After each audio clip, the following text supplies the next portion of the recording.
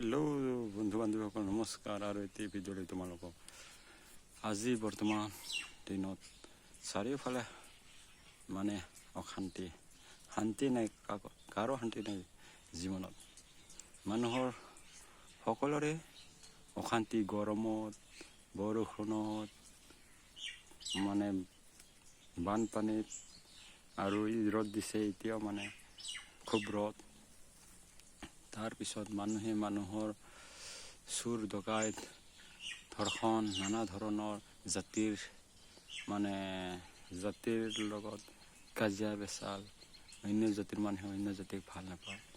এইবোৰ কিহৰ কাৰণত হৈ আছে মানুহে একো বিবেচনা কৰি চোৱা নাই, মানে ভাবি চোৱা নাই কিয় হৈ আছে, একো গম পোৱা নাই। বহুতে মানুহে একো গম পোৱা নাই।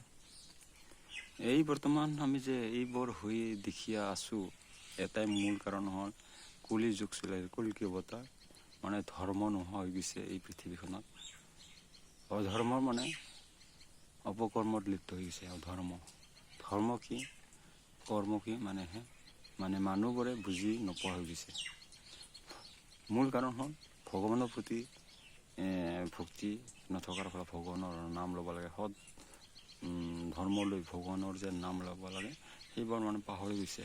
সেয়েহে বৰ্তমান সময়ত এই যুগত মানে চাৰিওফালে মানুহৰ অশান্তি সৃষ্টি হৈ আছে। অন্য এখন দেশৰ লগত অন্য এখন দেশ যুদ্ধ হৈ আছে, আৰু নিজৰ ভাইৰ মাজতে, নিজৰ গাঁৱৰ মাজতে কাজিয়া পেচাল এইবোৰ হৈয়ে আছে। মানে সৎ ভাৱনা, সৎ ধৰ্ম এইবোৰ পাহৰি গৈছে। মানে কিহৰ কাৰণত? ভগৱানৰ নাম সদায় নোহোৱাৰ ফলত। মানে কুলিয়ে সকলোকে মানে মনত গ্ৰাস কৰি ধৰিছে। মানে কুলিয়ে চাৰিওফালে বিয়পি পৰিছে, আৰু সেই কুলিত মানে লিপ্ত হৈ গৈছে সকলোবোৰ মানুহে। সেয়েহে এই কুলিৰ পৰা হাত সাৰিবলৈ হ'লে কৃষ্ণগুৰুৰ নাম, আৰু মানে সদায় কৃষ্ণগুৰুৰ নাম জপ কৰিবই লাগিব আৰু ভক্তি কৰিব লাগিব।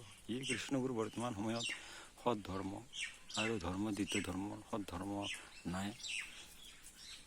সেয়েহে মানুহৰ ধৰ্ম এটাই, ভগৱান এজনেই, আল্লাহ এজনেই। সেই সৎ ধৰ্ম ল'ব লাগে। যোনে লৈছে সৎ ধৰ্ম ল'ব লাগে। সৎ ধৰ্ম মানে গুৰুৰ অবিহনে মানে কোনেও জ্ঞান দিব নোৱাৰে। কোনো সৎ গুৰু লাগে। সৎ গুৰুহে মানে এই বৰ্তমান কলি যুগৰ পৰা উদ্ধাৰ কৰিব পাৰে, আৰু সৎগুৰুৱে মানে নাম প্ৰচাৰ কৰিব পাৰে, নাম দিব পাৰে, আৰু বচাব পাৰে। বা এই মানে ভৰ কলিৰ পৰা, এইবোৰ আমি দেখিছোঁৱেই, মানে প্ৰলয় হৈ আছে, অশান্তি। এইবোৰ অশান্তি মানে আমাৰ গুৰুহে মানে শান্তি দিব পাৰিব। অশান্তিৰ পৰা, এই প্ৰলয়ৰ পৰা ৰক্ষা কৰিব পাৰে। ধন্যবাদ বন্ধু বান্ধৱীসকল, নমস্কাৰ।